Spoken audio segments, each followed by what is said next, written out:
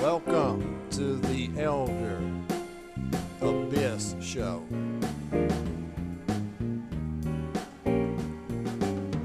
For talking videos, it's the place to go.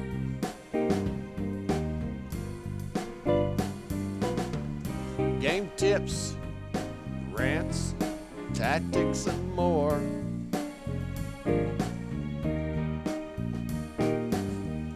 What you'll find here, you can never be sure.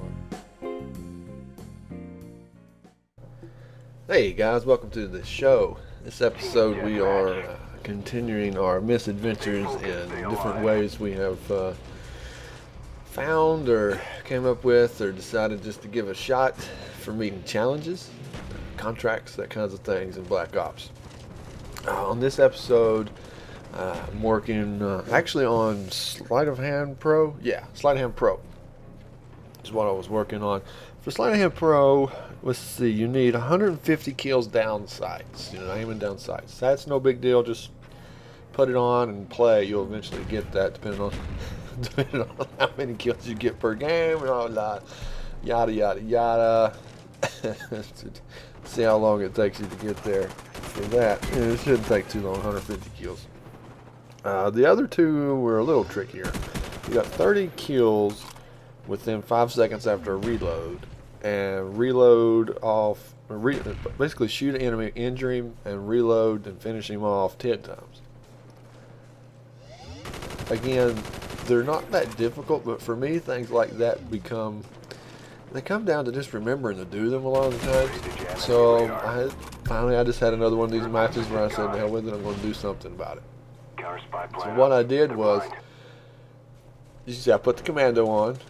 We were on Crisis. I said, well, hell, man, I just put myself in the busiest place I know that I may even have a chance of staying alive for a little while. So I camped up on top of the hill here and proceeded to just shoot, reload, kill, whatever.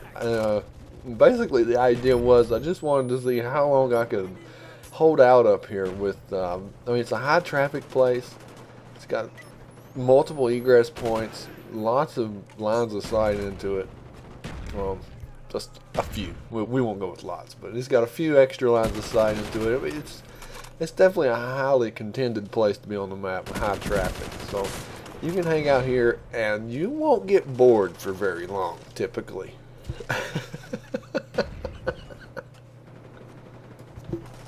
So the idea was to, like I said, with Sleight of Hand Pro, what I'm after mainly is the 30 kills within 5 seconds of a reload.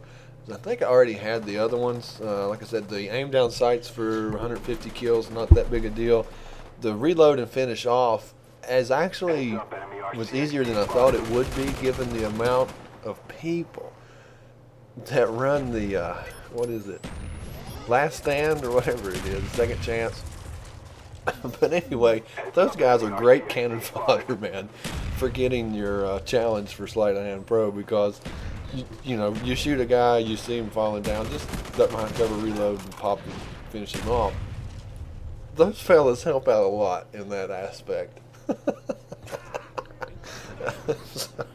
But the 30 kills 5 seconds after reloading can be a little tricky, because if you're like me, my general play style is to kind of stay on the outskirts of the map. I typically try to avoid high traffic areas with multiple egress points. Yes, those two. Lots of lines of sight. Can I do this?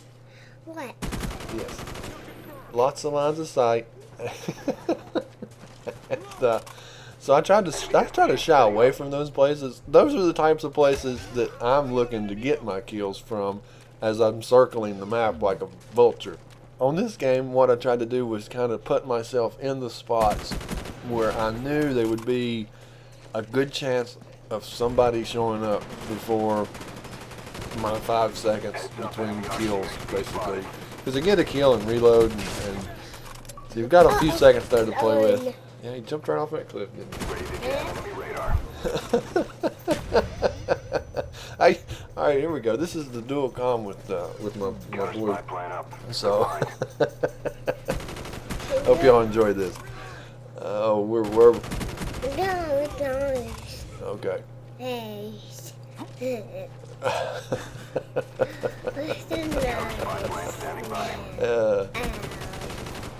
You're doing a good job. Ready to jam You're doing a good job. Open. Counter spy plan up. They're blind. All right. So that pretty much covers what I had on that.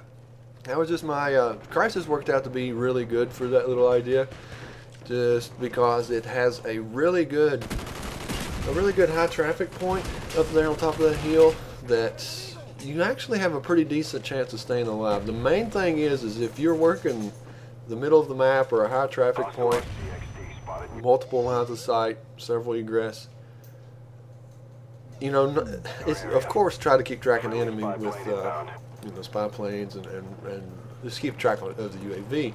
But mainly, I found that it was more helpful while I was trying to work something high flow like that to keep track of where my team was and where they were spawning, because it kind of gave me a heads up on where the enemy might be or should be coming from and what's going on in that aspect.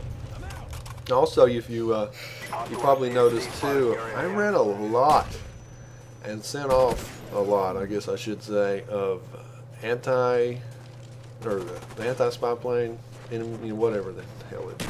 My brain's not working. Woo! But the counter spy plane, there it is. I got it.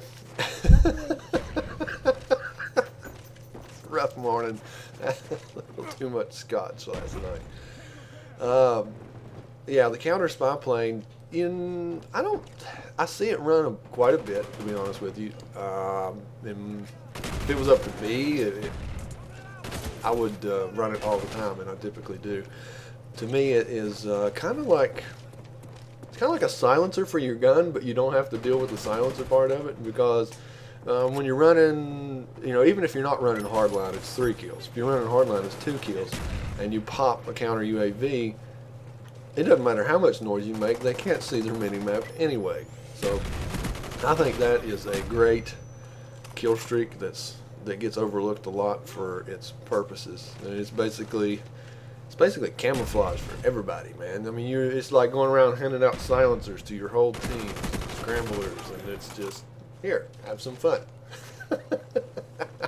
I find it to be a great kill streak and very liberating. When I know that thing's in the air, I just feel free to raise all kinds of hell and shoot my gun and just cause as much trouble as I can, because I don't have to worry about the rest of the team knowing exactly where I am.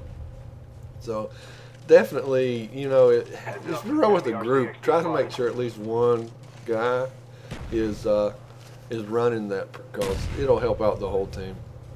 I do know that lately, for the last couple of nights, I've been running counter spy plane, Blackbird, and dogs, and I've been having an absolute blast with that combination. It's a lot of fun.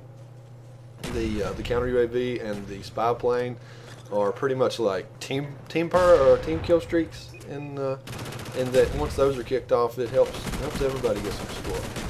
So you really can't go wrong with those. May not be the right combination to try and get some of those beastly scores, but I've had a lot of fun and a lot of success with them, and kind of supporting my efforts to do these side challenges or contracts and things like that. So it's a great little combination. Definitely look into it, guys. I hope you enjoyed it, man. Stick around for the final splash. So anyway, guys, I hope you enjoyed the show and the little dual comm with my boy here. Thanks, guys.